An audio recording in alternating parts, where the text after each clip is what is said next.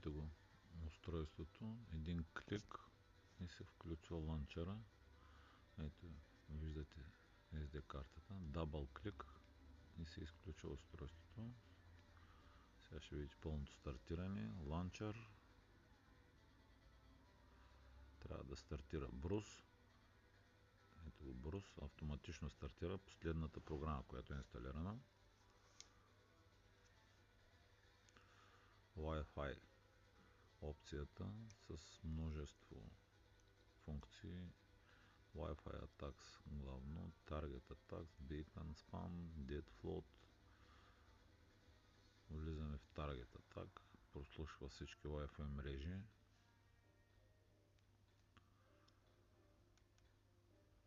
Могат да се предприемат различни действия. Излизаме от менюто. Следващото интересно е Evil Portal. Тук може да създавате отделна Hotpoint точка с различни функции.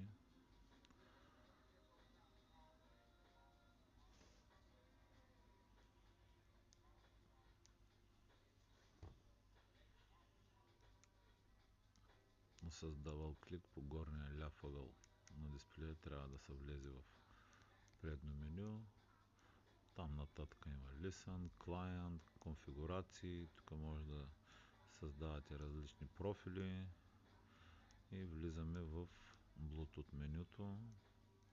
Тук също има доста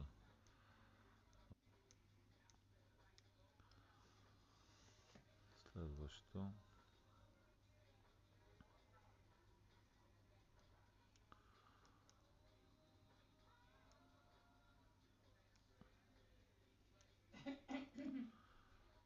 Тук има доста различни ресурси.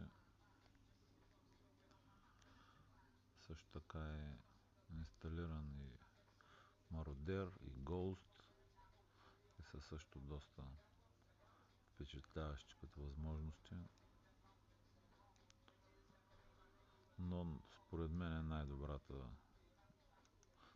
фърмуер е на Брус. Много обхватен е, страшно много опции има и доста качени библиотеки.